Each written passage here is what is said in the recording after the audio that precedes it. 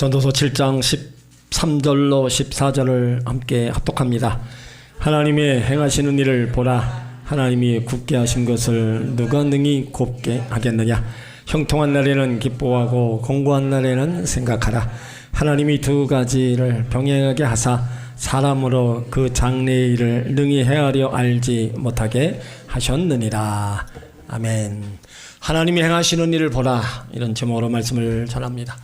우리가 가는 길에는 순탄한 일만 있는 것이 아니라 역경도 있습니다. 성공할 때가 있는 반면에 실패할 때도 있습니다. 그런데 인간은 자칫하면 환경 자체를 바라보기 쉽습니다. 그래서 그 환경에 따라 감사하기도 하고 원망하기도 하고 때론 용기를 잃기도 하고 절망에 빠지기도 합니다. 여기에 인간의 약점이 있습니다. 지혜자 솔로몬은 하나님의 행하시는 일을 보라 말씀하고 있어요. 이 말씀은 인간의 생사복을 하나님이 주관하시고 섭리하신다는 말씀입니다. 인간의 생사화복은 전적으로 하나님 손에 달려 있습니다. 우리 생애 가운데 일어나는 모든 재반사는 우연히 있는 게 아니라 하나님의 섭리 속에 있다는 겁니다. 그러니까 세상에는 결코 우연이 있을 수 없습니다. 모든 것이 하나님의 역사요, 계획요, 섭리임을 믿어야 되는 겁니다. 그래서 솔로몬은 하나님이 굳게 하신 것을 누가 능히 곧게 하겠느냐 말씀하고 있어요. 그게 하나님의 절대 주권과 섭리에 대해서 강조하고 있는 겁니다. 우리의 눈으로 이해되지 않을 수도 있지만 하나님의 계획은 항상 의미 있고 목적이 있습니다. 그것을 알았던 욥은 고난을 하나님의 섭리로 보았어요. 그래서 고난 가운데 원망 불평하지 않고 하나님이 행하실 일을 기다리고 있었고 하나님은 욥에게 행하시는 일을 보여주셨습니다. 우리는 때로 이해되지 않는 고난을 만납니다. 그러나 하나님이 굽게 하신 것, 어렵게 하신 아픔, 고난이 있어도 우리 마음으로 바꿀 수 없는 거예요. 그래서 우리 인간은요, 한계를 깨닫고 하나님을 신뢰하며 일하시는 하나님의 섭리를 기다려야 되는 겁니다. 누가 지혜로운 자입니까? 하나님의 관점으로 현실을 바라볼 수 있는 자가 지혜로운 자입니다. 우리는 하나님이 행하시는 섭리를 알 수는 없지만 하나님이 행하시는 일에 우리가 해야 될 것은 있습니다. 오늘 14절에 보면 형통한 날에는 기뻐하고 공고한 날에는 생각하라. 형통한 날에 기뻐하는 것은 우리 삶의 지혜이기 때문입니다. 이 형통이란 좋은 것, 선한, 아름다운 뜻입니다. 그래서 형통한 날은 성공의 날, 번영의 날, 평안의 날, 영광의 날로 우리가 하는 일마다 잘 되는 때를 의미합니다. 육신적으로 건강하고 영적으로 평안하고 하는 일이 잘 될 때, 그때가 바로 형통한 날이라는 거예요. 그런데 문제는 매일 형통하지 않는 데 있습니다. 그럼 성도는 어떻게 해야 형통한 삶을 살 수 있습니까? 성경은 우리 가운데 말씀하고 있어요. 하나님 말씀을 순종할 때 형통의 복이 있다. 기도하면 형통의 길이 열린다 말씀하고 있어요. 교회를 사랑할 때 형통의 복을 받고 하나님 앞에 바로 회개가 이루어질 때 형통의 길이 열린다 말씀하고 있어요. 그리고 부지런히 열심히 일하는 곳에 형통의 길이 있다 말씀하고 있습니다. 자, 그러면 하나님의 은혜와 축복으로 형통의 삶을 살아가는 성도들 어떻게 하냐 이거예요. 오늘 그걸 우리 가운데 알려주고 있습니다. 바로 솔로몬은 기뻐하라. 그러니까 형통할 때 기뻐하라는 거예요. 이 기뻐하라는 말은 좋은 마음으로 살라, 좋은 세월에 선하게 살라는 말씀입니다. 하나님 베푸신 좋은 때를 이용해서 선한 일을 많이 하라는 거예요. 물질적으로 형통했을 때 선교하며 구제하고 선한 일에 사용하라는 것이고, 건강할 때 주를 위해 봉사하고 헌신하며 살라는 겁니다. 일이 잘 될 때, 성공했을 때 바르게 믿고 살라는 거예요. 더욱이 사업이 잘 될 때 더 잘 믿으라가, 기회가 주어졌을 때, 몸이 건강할 때 예수를 잘 믿으라는 겁니다.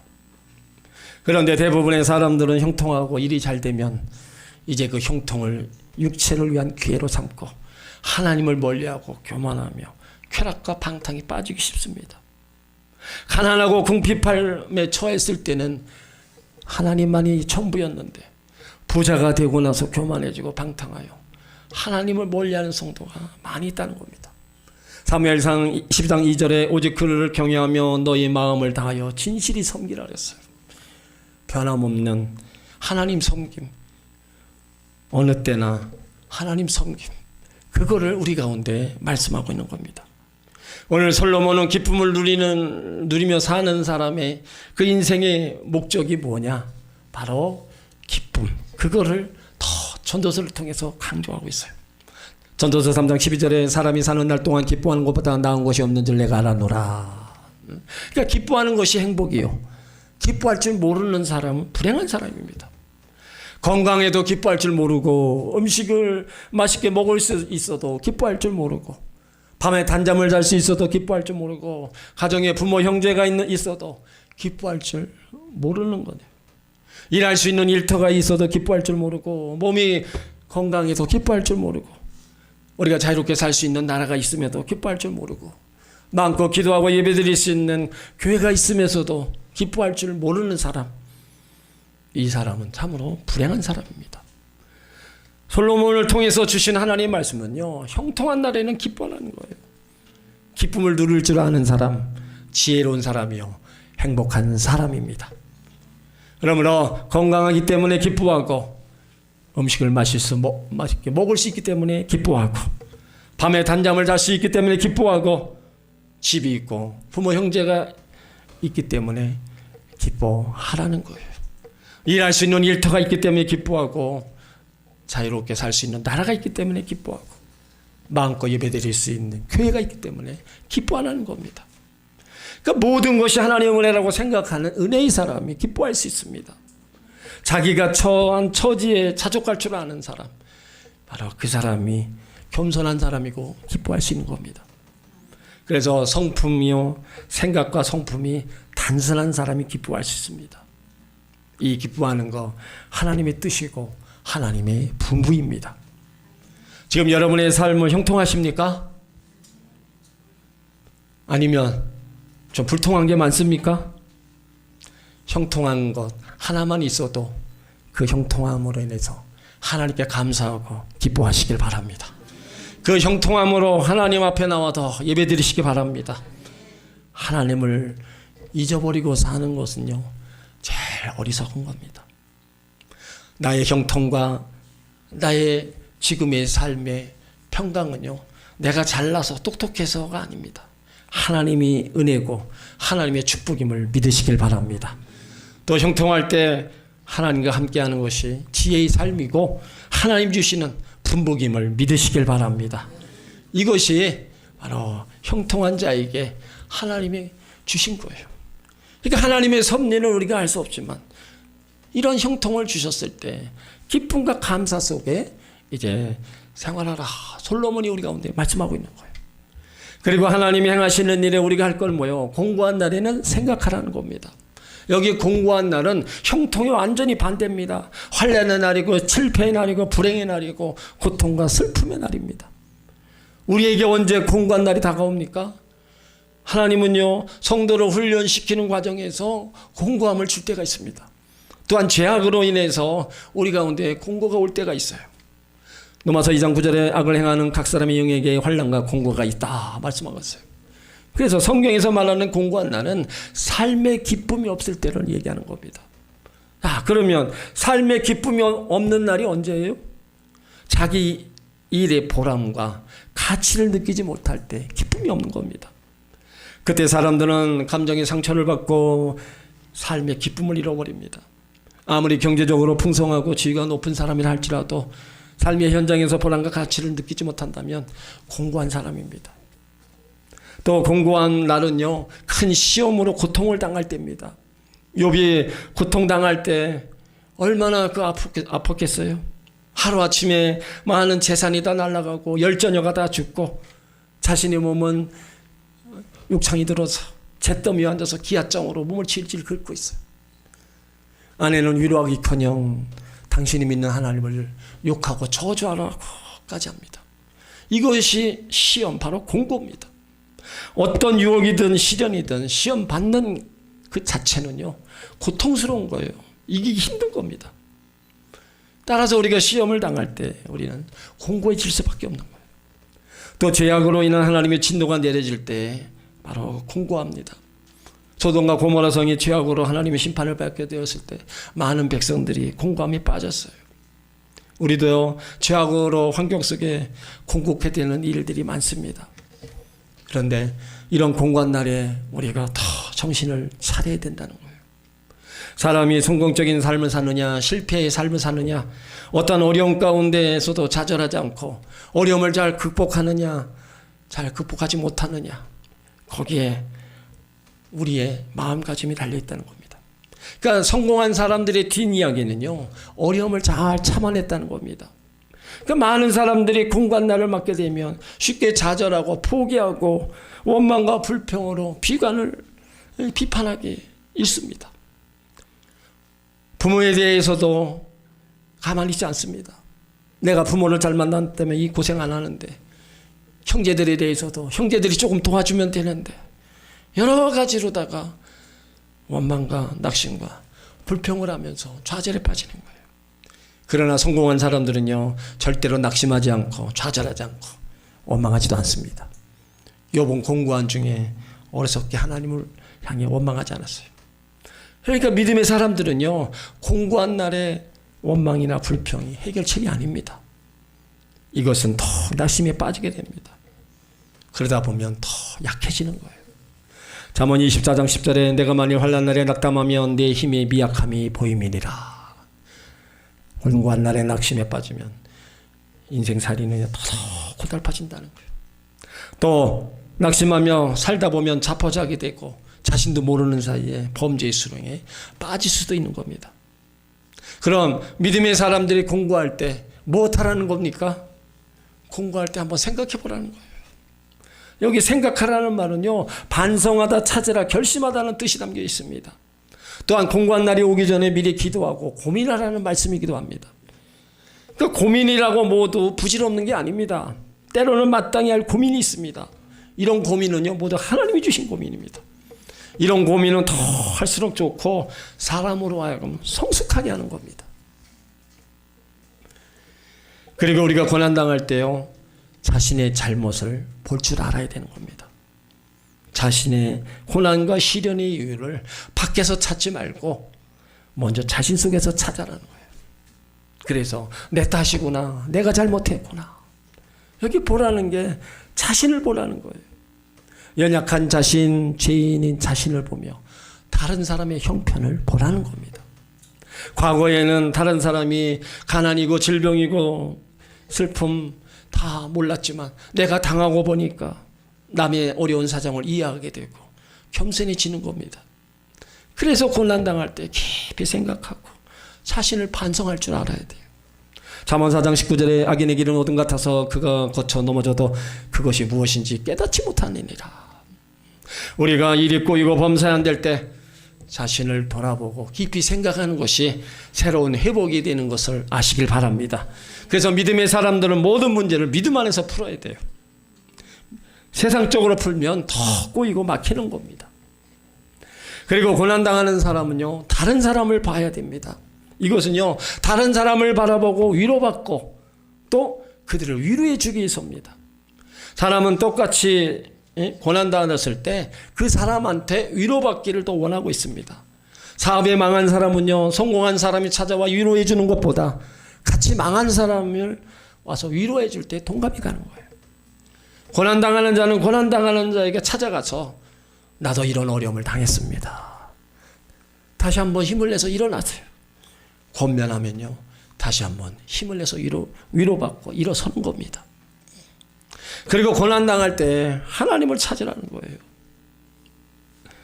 삼성의 창업자였던 고 이병철 회장은 평생에 자기 마음대로 안 되는 것 3가지가 있다고 입버릇처럼 얘기했어요. 자식이 마음대로 안 되고, 경영상품, 미원이 마음대로 안 되고, 자신이 즐기는 골프가 마음대로 안 된다는 거예요. 여러분, 세상에 자기 힘으로 안 되는 게 이 3가지 뿐입니까? 돈은 많이 쌓아놓고도 자기의 생명을 연장시키지 못했습니다. 그분이 살아계실 때 물을 일본에서 날라다 마시고 채소는 풍부한 채소로 키운 것을 먹고 해마다 건강검진 받고 규칙적인 운동과 몸에 좋다는 보약 다 먹었습니다.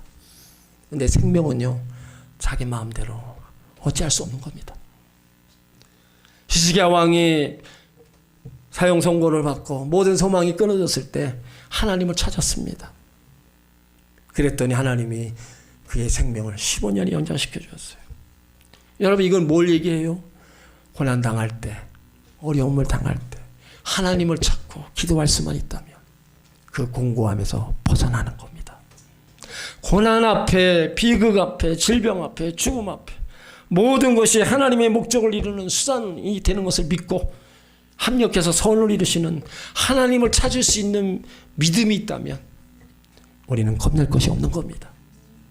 어떠한 공고한 상황에서도 낙심하지 않고 결국 공고를 이겨낼 수 있는 겁니다.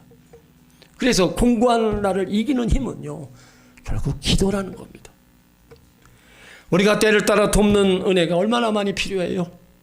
우리가 한숨 쉬고 눈물 지을 때가 많은데 하나님 도와주시지 않으면 견딜 수 없는 일이 얼마나 많습니까? 그럴 때마다 우리 가운데 가장 필요한 게 바로 기도라는 거예요. 고통이 있고 어려움이 있고 아픔이 있는데 기도하지 않는 사람, 여러분, 불쌍한 사람입니다. 왜 하나님이 계시고 하나님 살아계시는데 왜 그 하나님을 찾지 않고 혼자서 그 모든 것들을 혼자서 감당하냐 이거예요. 그러므로 여러분, 공고한 날이 오면 기도하시길 바랍니다. 형통한 날이 계속되어서 기도하지 않는 것보다 공고한 날이 계속되므로 기도하는 것이 하나님이 더 원하시는 겁니다. 모든 생각을 믿음 위에 말씀에 두고 기도하면 하나님 은혜가 임하는 겁니다.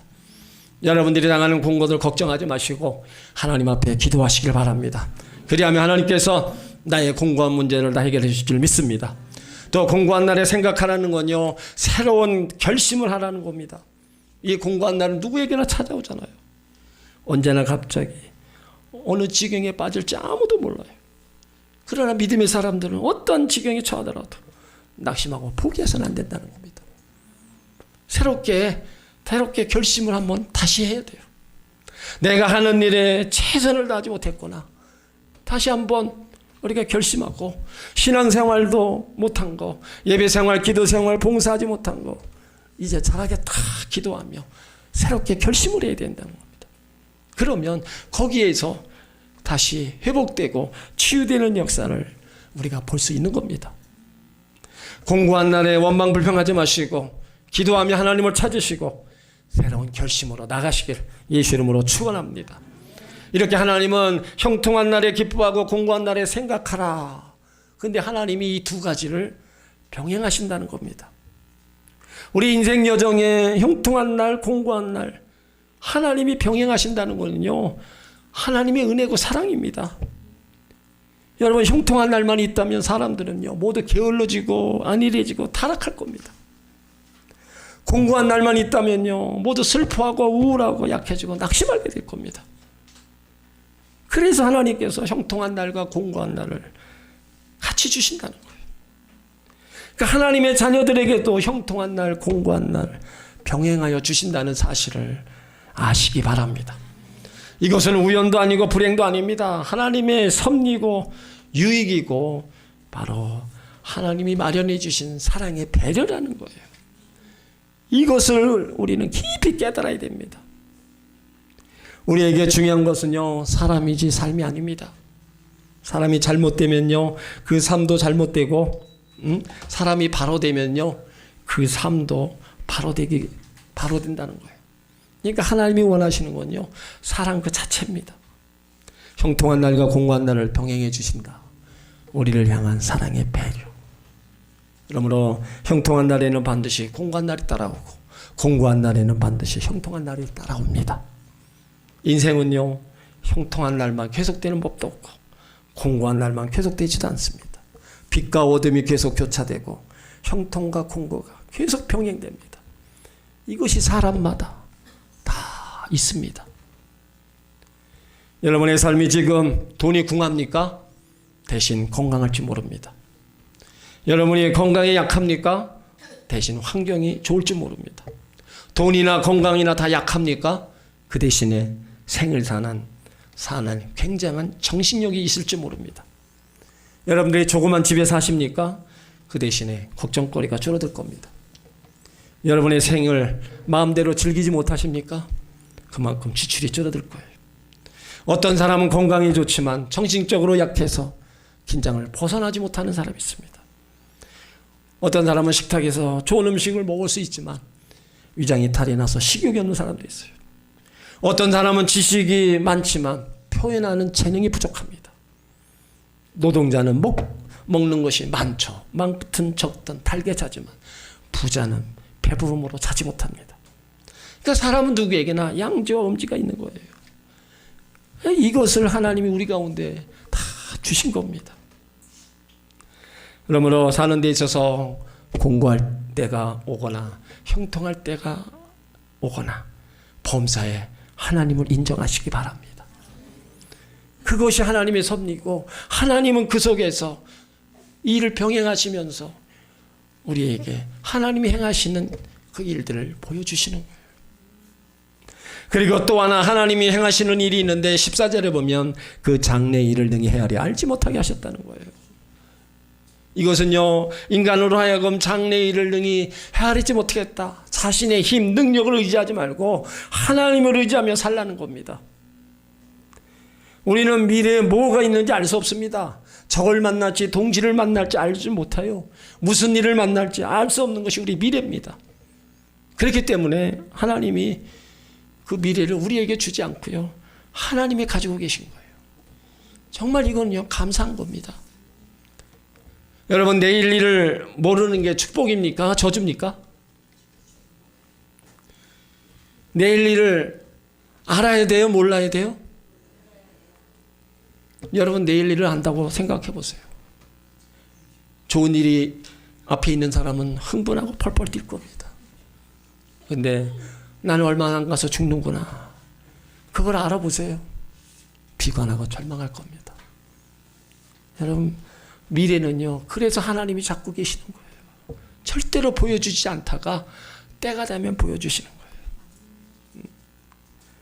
그러니까 우리가 내일을 알려고 하지 말고 공고함과 형통함을 병행해 주시는 하나님의 주권에, 하나님의 일하심에 우리가 믿고 따라가는 수밖에 없는 거예요. 여러분, 인간의 생사화복은요, 하나님 손에 달려 있습니다. 우리 생애 가운데 일어나는 모든 일은요, 하나님의 섭리 속에 있는 거예요. 그 하나님이 행하시는 일이 바로 우리 가운데 형통한 일도 있고 공부한 날도 다 우리 가운데 주시는 거예요. 그렇다면 우리가 해야 될 일이 뭐예요? 그 상황에 맞게 우리가 하나님 앞에 고백해야 돼요. 형통한 날에는 형통의 은혜를 주시고 복을 주신 하나님께 감사드리고 기뻐해야 되는 거예요. 그리고 그 주신 형통으로 인해서 우리가 나누고 베풀게 살고 하나님의 성사업을 이루어 나가는 거예요. 그리고 공고한 날에 왜 이런 공고가 찾아왔나 한번 생각해 보라는 거예요. 아무 생각 없이 그냥 고통 앞에 원망과 불평하지 말고 왜 이런 고난이 왔는가 한번 생각해 보면 하나님이 깨닫게 해주시고 하나님을 찾고 하나님 앞에 나오면 그 고통에서 벗어나게 해주시는 겁니다. 공고한 날과 형통한 날 병행하시는 그 하나님, 그 사랑과 은혜 감사하시길 바랍니다. 나의 미래를 보여주시지 않고 하나님이 가지고 계시면서 우리를 이끌어 가신 하나님, 그리고 언젠가 바로 다 보여주실 때까지 기다리시기 바랍니다. 하나님이 행하시는 일, 여러분 심려막측합니다. 나를 사랑하는 자는 나의 사랑을 잊고 나를 간절히 찾는 자가 내가 만나주신다. 그 하나님을 잘 믿고 함께 따라가시기 바랍니다. 그러면 내 인생에 있어서 하나님은 결코 실망시키지 않을 거고요, 때를 따라 돕는 일로 우리를 인도해 가실 겁니다.